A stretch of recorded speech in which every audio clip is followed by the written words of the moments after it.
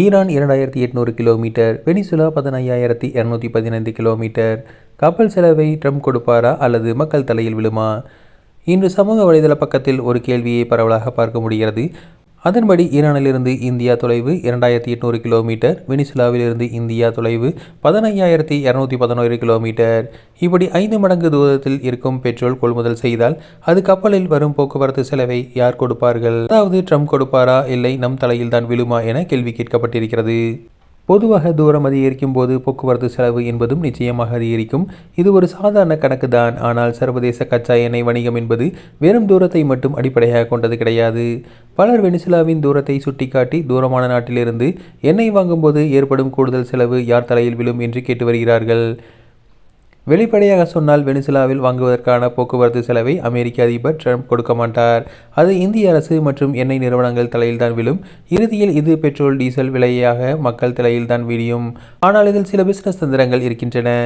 Iran பக்கத்தில் இருந்தாலும் America அதன் மீது பொருளாதார தடை விதித்துள்ளது. எனவே வெனிசுலா போன்ற நாடுகள் தங்களின் எண்ணெயை விற்க வேண்டும் என்பதற்காக கச்சா எண்ணெயின் விலையையே பெரும் தள்ளுபடி வழங்கும் வாய்ப்புள்ளது. கப்பல் செலவு அதிகமானால் எண்ணெயின் விலையும் குறைவாக இருந்ததால் இந்தியாவுக்கு அது லாபமாக இருக்கும் என எதிர்பார்க்கப்படுகிறது. மேலும் எல்லா கச்சா எண்ணெயும் ஒன்று கிடையாது. வெனிசுலாவில் எண்ணெய் கனரக எண்ணெய். இது சுத்திகரிக்க இந்தியாவில் உள்ள ஜாம்நகர், ரிலையன்ஸ் போன்ற சுத்திகரிப்பு நிலையங்கள் உலகிலேயே மிக சிறந்ததாக பார்க்கப்படுகிறது. இந்த தரமான எண்ணெயை அவர்கள் குறைந்த விலைக்கு தரும்போது தூரம் ஒரு பொருட்டாக தெரியாது என்கிறார்கள். ஆனால் சுத்திகரிப்பு செலவு அதிகமாகும் என்றே பரவலாக கூறுகின்றனர்.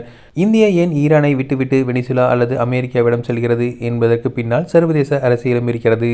அமெரிக்க அதிபராக ட்ரம்ப் இருக்கும்போது ஈரானின் எண்ணெய் வாங்கினால் இந்தியா மீது பொருளாதார தடை விதிப்போம் என மிரட்டுவார். அந்த மிரட்டல் காரணமாகவே இந்தியா ஈரானை விட்டுவிட்டு தூரமாக இருந்தாலும் அமெரிக்காவுக்கோ அல்லது அது நட்பு நாடுகளுக்கோ மாற வேண்டிய கட்டாயத்திற்கு தள்ளப்பட்டுள்ளது.